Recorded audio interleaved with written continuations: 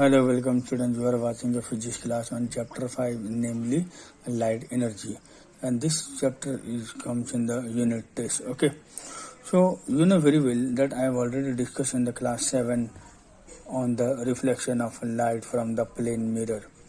So now now in this class you have to learn that when a light falls on a mirror with a curved surface, then what might be happen? And when a light is passed through a transparent substance, say glass slab, then what will happen? So in this chapter we have to know about this. Okay. Moreover, a triangular prism split when white light is passed through it. It split up into 7 different colors. So you have learned through this chapter. Okay. So first of all, let us know on the reflection of light by spherical mirror. If a question arises, what do you mean by spherical mirror? Then we can say a spherical mirror means it is a mirror with a spherical surface. So depend on which side is polished. There are 2 types of spherical mirror. So if there is polish inward side, then it is said to be concave mirror. If there is polish on the outward, then it is said to be convex mirror. But how can you know when you see your image in front of a curved mirror? If your image is enlarged, then you can say it is concave mirror. If the image is small, then you can say that it is convex mirror. Okay. So here you can also tell whether a mirror is plane, concave or convex. How? If you touch it. But if a question arises without touching, then how can you say? You can say depending on the size of your image. Okay. If the image is large, then concave. Image is small, then convex. If the image has same size as your image, as your face, then you can say that it is plane mirror. Okay. So now to study the images reflected by the concave mirror and convex reflecting surface, that I have already told you that image is large and small. This depends. You can say the image is concave or convex. Okay. So what are the nature of image formed by a spherical mirror? So you must keep in mind there are 2 types of images formed by a spherical mirror, namely real image or virtual image. So what do you mean by real image? A real image is one which can be obtained on a screen. It's said to be a real image. And virtual image means those images which cannot be obtained on screen is called virtual image. Okay. So real image is always what? Inverted. Inverted means upside down. And the virtual image is always what? Upright in position. Okay. And real image can be formed by concave mirror only, whereas virtual image it can be formed by both concave and convex mirror. Clear? So next we have to learn the important terms which are related to the spherical mirror. Number 1 is pole. The pole means what? Suppose it is the geometrical center of the spherical mirror. So it is represented by letter O. Okay. And principal axis means it is a straight line passing through the pole of a mirror. It is perpendicular to it. Okay. It is called what? Principal axis. Center of curvature means it is the center of the sphere of which the mirror forms a part. So it is denoted by C or 2F. Okay. So we denote it as 2F in this book. Radius of curvature means it is the radius of the sphere of which the mirror forms a part. Smaller radius of curvature, the more curve. Okay. So we denote it as small letter R. Focus or focal point. It is a point on the principal axis through which all the rays traveling parallel to the principal axis pass in concave mirror or appear to image from, in case of convex mirror, after being reflected at the surface of mirror. Okay. So here we represent it as capital letter F. Okay. So here you have to see that when a ray of light parallel to the principal axis, it strikes against the mirror and falls on where? This point. I mean it passed through F. Okay. So this is your focus, and this is your center curvature, and this line is the principal axis. Okay. And this O is the pole. This O is what? Pole. Now what is focal length? Focal length means it is the distance between the focus and pole. Focus and pole. This means that F and O, this is the distance between O and F, is called what? Focal length. It is denoted by small letter F. Okay. You must keep in mind the focal length is always the half of the radius of the curvature. Okay. So now, how can you know? Suppose I am giving you a spherical mirror, then how can you find out its focal length? By distance method. First of all, you have to scale. So you have to take a scale and place the concave mirror on a stand. You have to face a distant tree or building. So when you place a burning or maybe burning candle near about 5 meters away from the mirror, you have to place the screen in front of a mirror without blocking and move it to and fro. आगे पीछे ले जाओ. Then you can see a sharp inverted image of the tree is formed on the screen. Then you have to measure the distance from the mirror and the screen. So this will give you the focal length of the mirror. Okay. So in this way you can find out. Now ray diagram. So what is ray diagram? Ray diagram are the geometrical drawing that can trace the path of the light rays that are reflected from a mirror. They help to determine the position and nature of the image formed by the spherical mirror for different position of the object.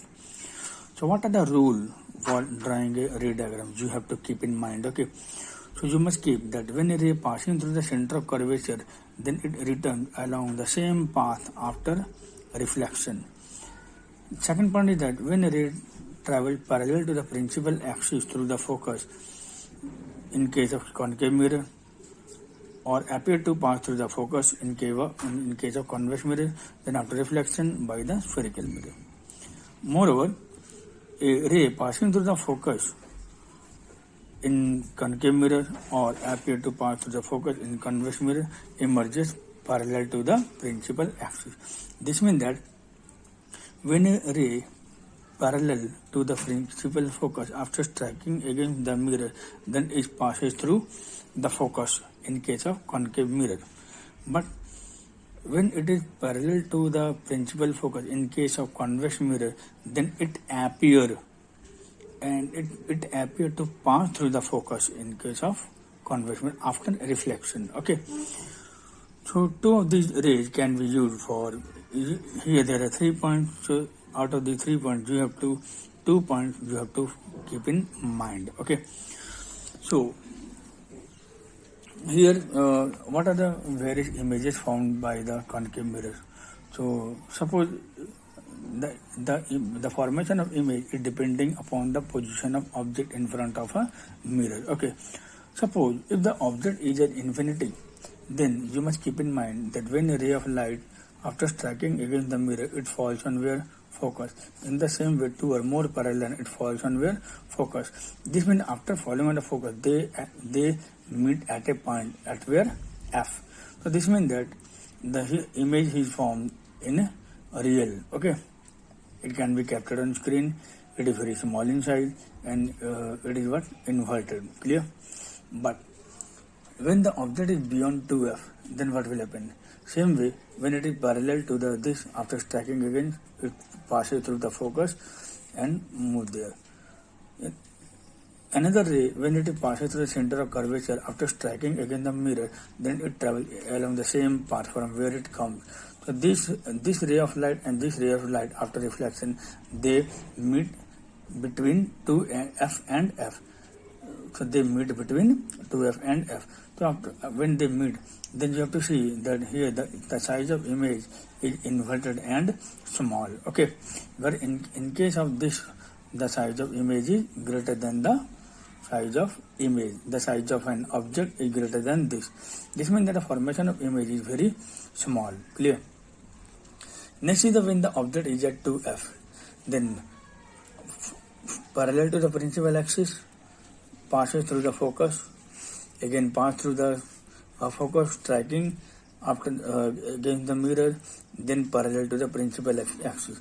The two rays meet at where? At a point along the 2f. Okay, so you have to see the size of object is same as the size of image. Okay, so here the image is real and inverted, but the size is same. Okay, here the object between 2f and f, between 2f and f, same way, parallel, passing through the focus, go there, again ray of light striking, again pass through the 2f, they meet beyond the 2f, and it forms what?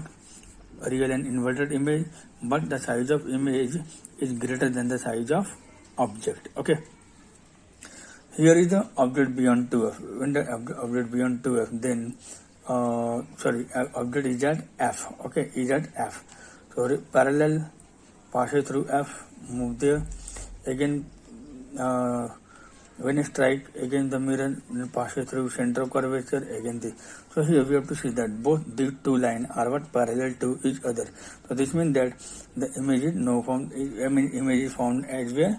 Infinity. The size of image is highly enlarged. Okay.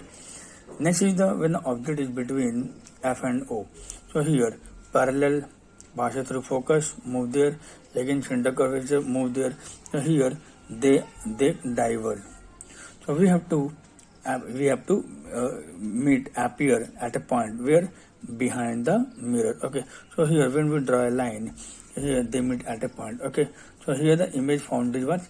Erect and virtual. Okay, the size of image is larger than the size of object. So here virtual and erect image is formed, but rest of the part is real and inverted image is formed. Clear? Now, image formation by a convex mirror. So convex mirror always produces virtual image, irrespective of the distance of the object from the mirror. Suppose here this is the convex mirror and this is what is object. So object, when ray of light parallel to the principal axis, so it diverges. Okay, but it appears to fall on where? On the focus on the other side of the mirror. In the same way, other ray, when it also strike against the mirror and move back, also diverge, and it also appears to fall on where? Center curvature on the other side of the mirror. These two rays appear to meet at a point where? In this way. Okay, in this. So here the size of image is smaller than the size of object. So you must keep in mind, in case of convex mirror, the size of image is always be virtual, erect, and the size of image is always be what? Small. Okay, you have to keep in mind. Okay, so I hope so as you have to understand very easily. Next point is the uses of a spherical mirror. You know very well there are various type of uses. Number one, concave mirror are used to focus the sunlight onto food in a vessel and solar cooker. Moreover, they are also used as saving mirrors in they can show an enlarged and upright reflection of the face. The focal mirror of this mirror is large, so the face between the optical center and the focus and erect virtual image is formed. Next is that they are used by dentists to see the back of the teeth and gums so that they can provide an enlarged view. Doctor, mechanic, miner, electrician and many others use a headlamp with concave mirror so as to focus light on the work area. Doctors sometimes wear the concave head mirror to reflect the light from a lamp fixed behind the patient so as to examine the ear, throat and so on. In torches and headlight, the lamp is placed at the focus of the concave mirror. The ray going to the sides or behind the lamp emerge as parallel rays after reflection. So this produces a parallel beam of light. The focusing property is used in telescope to focus light from a distant object. Okay, so these are the various uses of what? Spherical mirror. Next is the convex mirror. Convex mirror has the ability to show a large area of view at diminished upright image.